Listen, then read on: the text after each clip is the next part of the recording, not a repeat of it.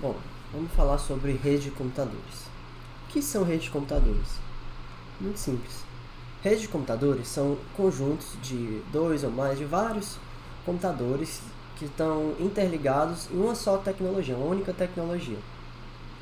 Exemplos são as redes locais LAN, na sua casa, no seu escritório, as redes à distância que são WAN, que são Wide Access Network, que são, sei lá, para o continente. E quando você pensa em rede de computadores, você pensa logo assim, internet. Mas na verdade a internet não é exatamente uma rede de computadores. A internet é uma rede de computadores. Ela interliga várias redes de computadores. Então, uma rede de computador na sua casa, por exemplo, está ligada com a rede de computadores na casa de outra pessoa pelo meio da internet. Ela está ligando várias redes.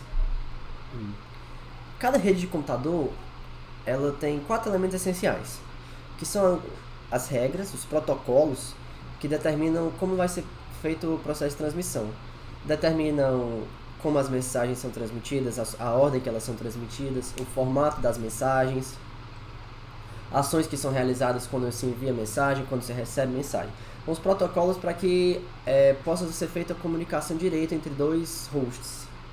Hosts são os dispositivos que você usa, seu celular e seu computador. Outro elemento essencial são as mensagens. Obviamente, as mensagens que você quer transmitir elas são essenciais, porque é o que você quer mandar, é o que você quer transmitir, é o que você precisa informar a outra rede, a outro computador, a outra pessoa.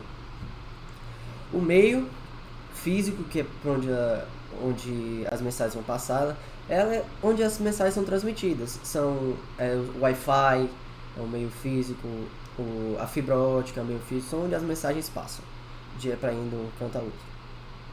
E os dispositivos, né, que transmitem essas mensagens, é o que eu falei, são os hosts. É o seu celular que manda uma mensagem e o celular da outra pessoa que recebe essa mensagem, são os dispositivos. Essas regras que eu falei, os protocolos, elas são essenciais, porque são elas que determinam como vai ser feita a transmissão. Elas que permitem uma boa transmissão, elas permitem que seja tudo organizado e que possam tudo ser entendido. Eles vão definir o formato das mensagens, a ordem, como eu falei.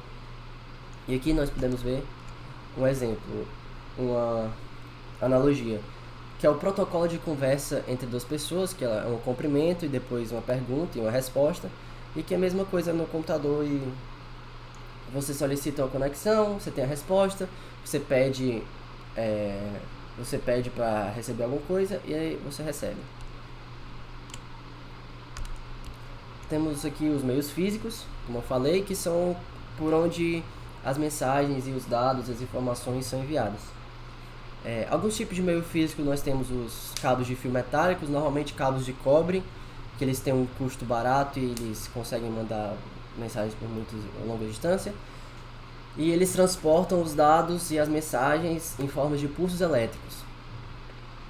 Temos também os cabos de fibra ótica, muito utilizado hoje em dia, eles são muito rápidos, que eles transportam os dados em forma de pulsos de luz. Os cabos de fibra ótica têm espelhos dentro que vão refletir na luz e eles vão muito rápido. Também tem a conexão sem fio, wireless, que ela transporta usando ondas eletromagnéticas. A diferença de voltagem de se é um bit 1 ou um bit 0. E para qual é o melhor meio físico? Bom, tem algumas coisas a considerar. A distância que você quer transmitir os dados é muito importante.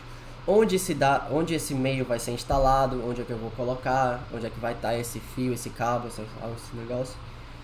A velocidade que eu quero transmitir isso, eu quero um negócio muito rápido, se eu não tenho uma necessidade tão grande dessa grande velocidade. E a quantidade de dados que eu quero transmitir, porque se eu quiser transmitir muitos dados uma vez ou poucos. E também o custo total do meio físico e da instalação do meio físico, porque também hoje em dia isso é muito importante. A gente pode classificar redes de alguns modos.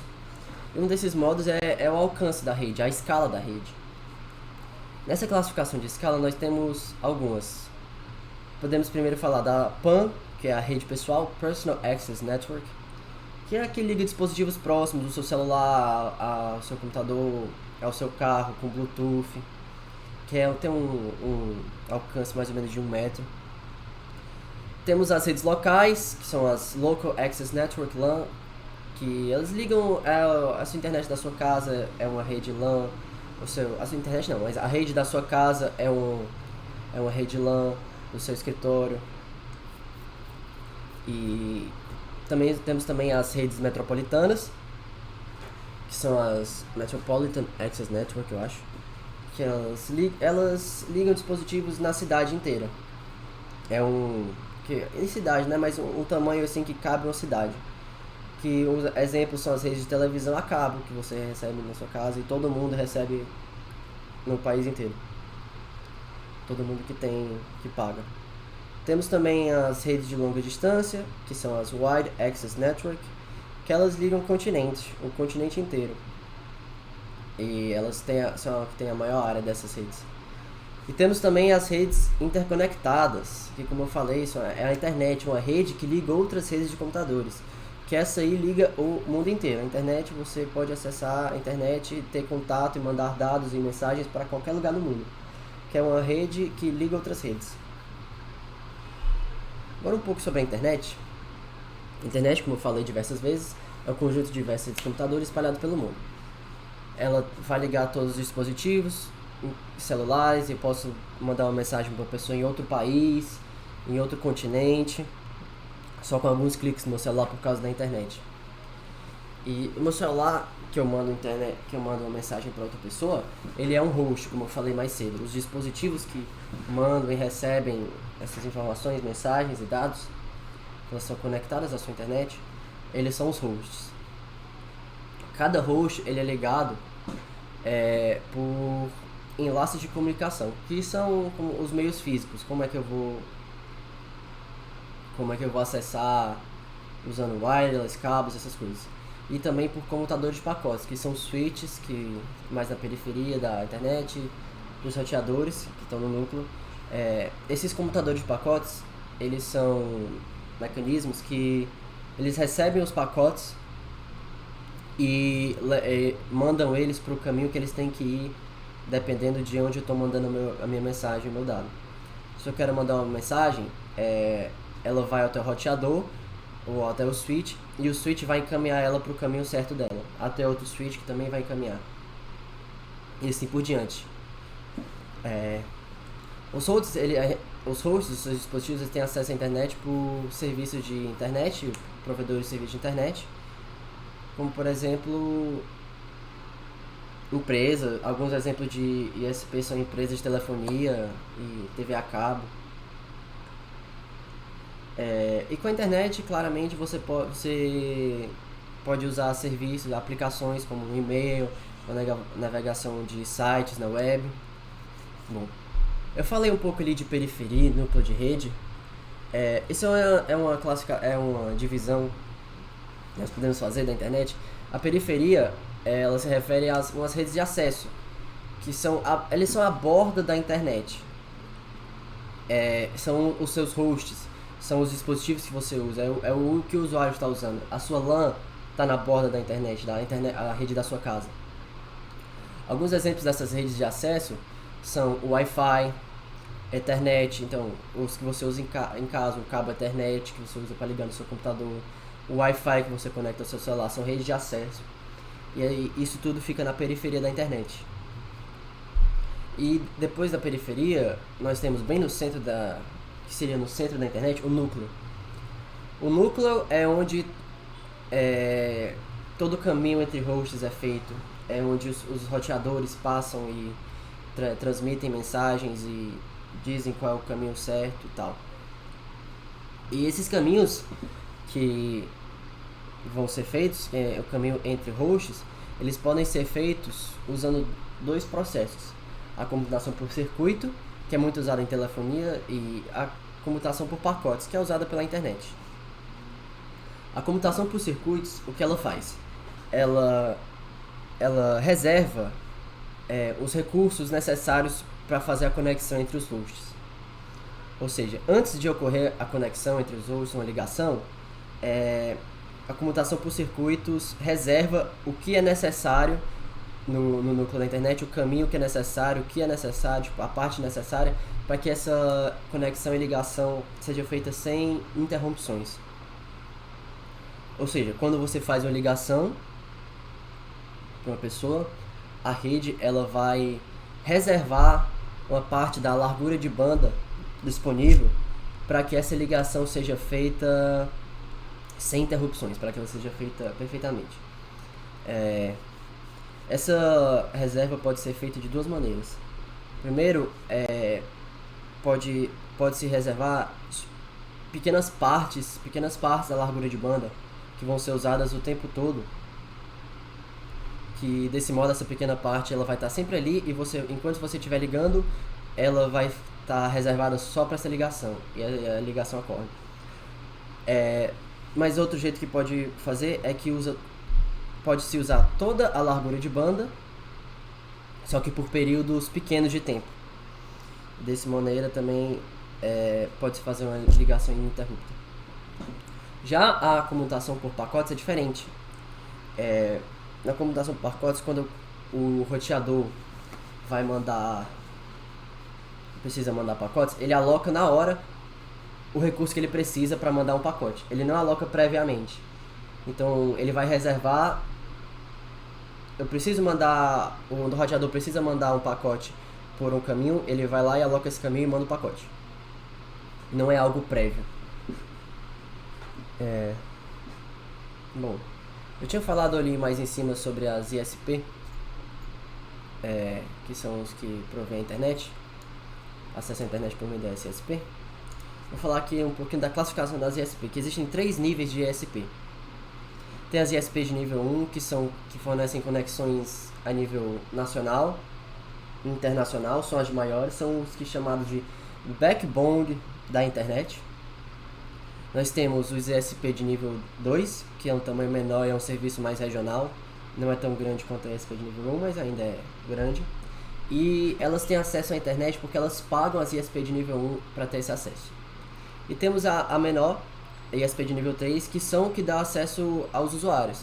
A internet que chega na sua casa, ela é por causa do ISP de nível 3. Ele que dá acesso aos hosts. E eles têm esse acesso porque como o nível 2 paga o nível 1, as ISPs de nível 2 pagam... As ISPs de nível 3 pagam as de nível 2 para ter essa conexão.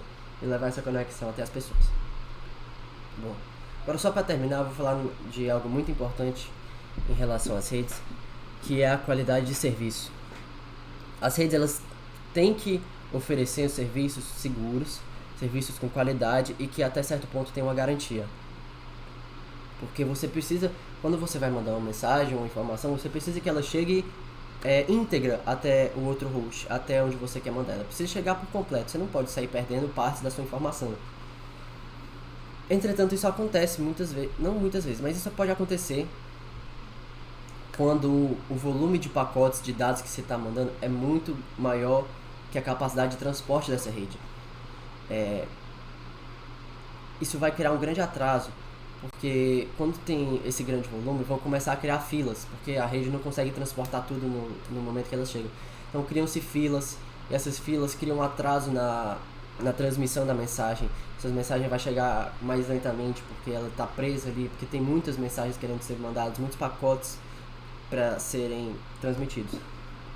E esses pacotes são só transmitidos quando existe um recurso disponível para transmitir. Então eu tenho um caminho para transmitir. E essa criação dessas filas, esse enfileiramento, ele pode fazer a memória do dispositivo que está armazenando esses dados lotar. E se essa memória lotar, o que pode acontecer é que os pacotes vão começar a ser descartados, porque não tem mais espaço. Então eles chegam e vão sendo descartados, porque não tem onde eles ficarem. Isso faz que as mensagens percam partes dela, e isso é um grande problema. Por isso, essas redes elas usam algumas técnicas que eles tentam garantir a qualidade de serviço. O que é que acontece? As redes elas dão prioridades. Alguns pacotes eles ganham uma prioridade sobre outros. Dependendo do que a informação que o pacote está levando, o dado que está sendo transmitido, ele pode ter uma prioridade maior. Pode ser um pacote urgente que precisa ser mandado agora, ou pode ser algo não tão importante no momento e pode ser mandado depois. Então, a prioridade vai para os urgentes. Quem tem uma grande urgência, quem tem prioridade, é transmitido primeiro. E esses que não são tão importantes são deixados para depois. Esses que não são tão importantes deixados para depois, eles vão sofrer um atraso. E caso aconteça, eles podem até ser descartados. Mas como eles já não têm tanta importância, não é um problema tão grande. Os que têm uma grande importância já foram mandados porque eles têm essa prioridade. Isso é a qualidade de serviço que as redes têm que oferecer aos clientes e aos usuários. Bom, esse foi o vídeo. Muito obrigado por assistir.